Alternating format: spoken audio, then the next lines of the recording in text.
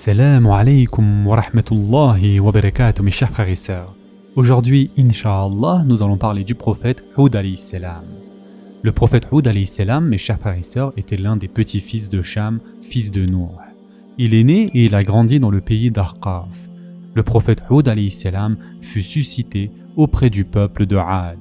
Le pays d'Ahqaf, où vivait le peuple de Ad, et dont la destruction sert de leçon à toute l'humanité, était situé entre les terres de ce qui constitue de nos jours le Yémen et le sultanat d'Oman. La terre sur laquelle il vivait était très fertile.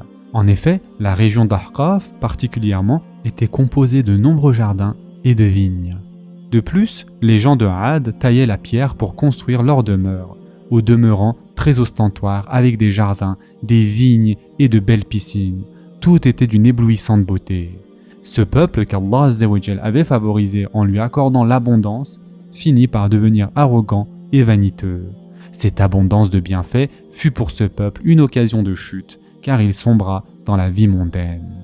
Dès que les dissensions et autres méfaits commencèrent à se répandre parmi les différentes tribus de ce peuple, chacune d'elles s'écarta de la religion. Ce peuple n'avait pas retenu la leçon du déluge qui avait frappé le peuple du prophète Nuh alayhi salam. Et Allah Azza wa Jal dit à ce propos dans le Coran: quant aux Ad, ils s'enflèrent d'orgueil sur terre injustement et dirent: qui est plus fort que nous? Quoi? N'ont-ils pas vu qu'en réalité Allah qui les a créés est plus fort qu'eux? Et ils reniaient nos signes. Sourate Fussilat, verset 15. Mes chers frères et sœurs en islam, les gens de ce peuple s'égarèrent tellement loin de la voie divine qu'ils finirent par vouer un culte à des idoles qu'ils nommèrent Samed, Samoud, Sada et Heba. Ils atteignirent des extrêmes en matière de luxe et d'ostentation. Ils commencèrent à opprimer le faible, devinrent oppresseurs et tyranniques, et allèrent si loin dans leur bassesse qu'ils s'attaquaient aux tribus les plus faibles et pillaient leurs richesses. Ils se saisissaient des gens, les amenaient à l'étage supérieur d'un bâtiment et les jetaient dans le vide juste pour se distraire. Ils tiraient grand plaisir à regarder les corps démembrés de ces malheureuses victimes. Leur cœur était devenu si dur que l'oppression qu'ils exerçaient avait atteint un degré inconcevable et incommensurable. Le prophète Houd alayhi salam était lié à ce peuple en raison des relations qu'il avait avec lui. Cependant, en termes de mode de vie, ils n'avaient rien en commun, car il était le descendant d'une famille noble et d'une famille pure. Parce que la dépravation et la rébellion du peuple de Ad allèrent en augmentant et que leur déchaînement s'intensifia jour après jour, Allah Azza wa Jal suscita Houd alayhi salam comme prophète parmi les gens de ce peuple. Et en effet, Allah Azza wa Jal dit: et nous avons envoyé au Ad leur frère Houd, qui leur dit: ô mon peuple, adorez Allah, vous n'avez point de divinité à part lui, vous n'êtes que des forgeurs de mensonges. Sourate Houd, verset 50. Et donc, après qu'il reçut la révélation, le prophète Houd alayhi salam se rendit là où se rassemblait le peuple. Le souverain de Ad était assis sur un trône en or, et le prophète Houd alayhi salam commença à leur parler. Et au Ad, leur frère Houd dit: ô mon peuple, dit-il, adorez Allah, pour vous pas d'autre divinité que lui, ne le craignez-vous donc pas? Sourate Al-Araf, verset 65. Ou encore: ô mon peuple, implorez le pardon de votre Seigneur et repentez-vous à lui, pour qu'il envoie sur vous du ciel des pluies abondantes et qu'il ajoute force à votre force. Et ne vous détournez pas de lui en devenant coupable. Sourate Houd, verset 52.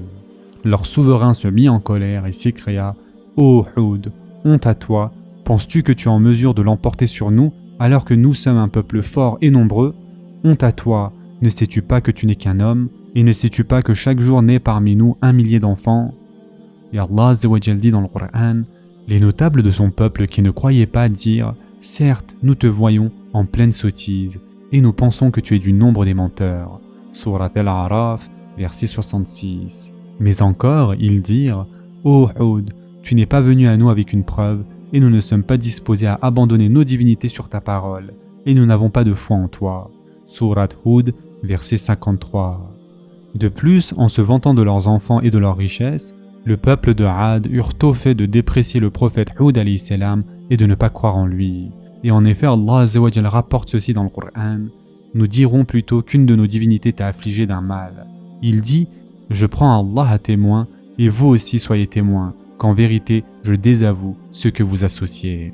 Sourate Houd, verset 54. Mais aussi, il dit: ô mon peuple, il n'y a point de sottise en moi, mais je suis un messager de la part du Seigneur de l'univers.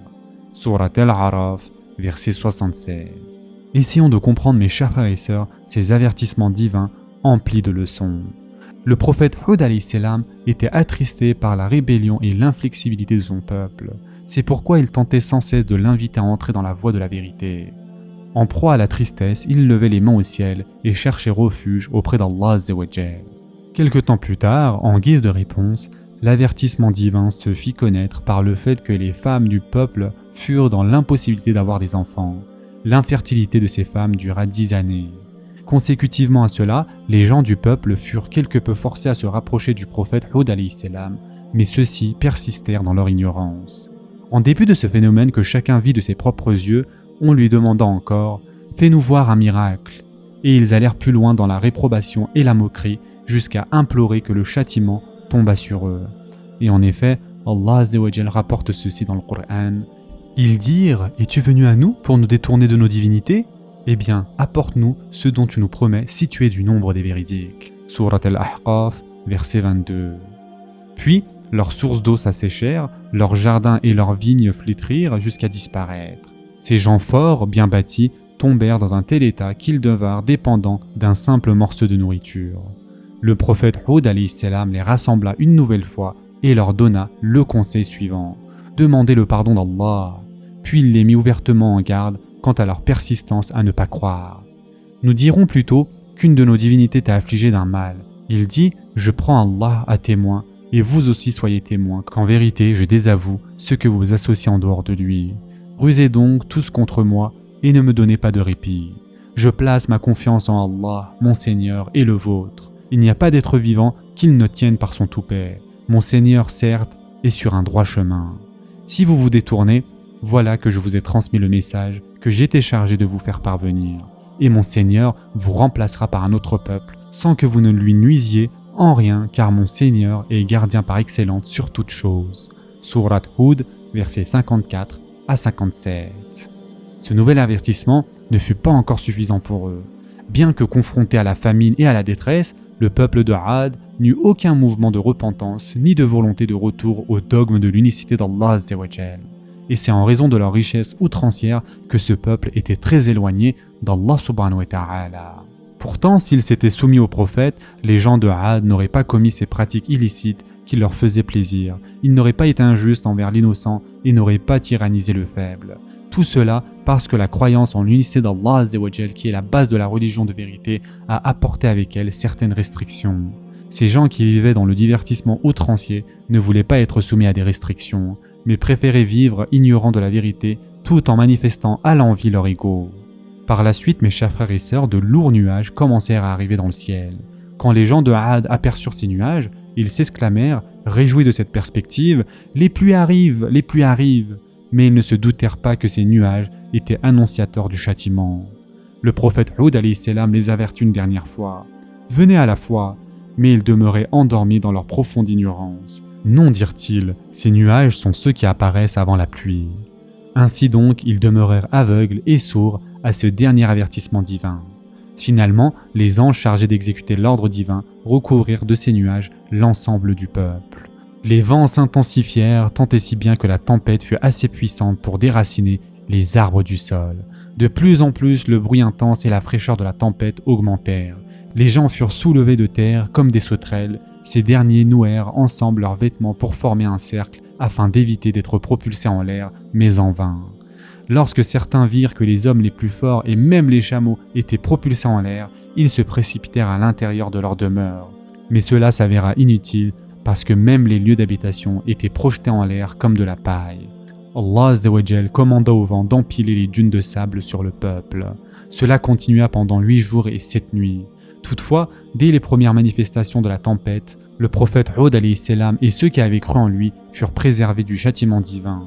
Ce châtiment n'était descendu que sur le peuple rebelle. Et en effet, Allah Azza wa Jal dit dans le Coran « Et quand vint notre ordre, nous sauvâmes par une miséricorde de notre part Hud et ceux qui lui avaient cru, et nous les sauvâmes d'un terrible châtiment. Voilà les Had, ils avaient nié les signes, c'est-à-dire les enseignements de leur Seigneur, désobéi à ses messagers et suivi le commandement de tout tyran entêté.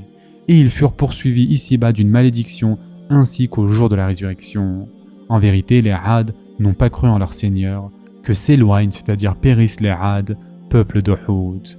Sourate Houd, versets 58 à 60. Allah Azza wa Jal dit aussi: nous déchaînâmes contre eux un vent violent et glacial en des jours néfastes, afin de leur faire goûter le châtiment de l'ignominie dans la vie présente. Le châtiment de l'au-delà, cependant, est plus ignominieux encore, et ils ne seront pas secourus. Sourate Fussilet, verset 16. De nombreux autres versets dans le Coran nous parlent de ce châtiment destiné au peuple de Had. Mes chers frères et sœurs en islam, l'histoire du prophète Houd alayhi salam nous apprend ses enseignements. Le prophète Houd alayhi salam était un homme digne qui a pris le chemin d'Allah Azza wa Jal en toute sincérité. Il pesait ses mots avant de s'exprimer. Il ne répondait au mal par le mal, mais traitait plutôt avec bonté ceux qui le maltraitaient. Quand les gens de son peuple l'insultaient et le traitaient d'imbécile, il leur démontrait qu'il n'était pas si écervelé que cela, qu'il n'était simplement qu'un messager envoyé par Allah pour les avertir. Il leur rappelait sans cesse les faveurs qu'Allah subhanahu wa ta'ala leur avait accordées et qu'ils étaient tenus de faire preuve de gratitude en obéissant à ses ordres.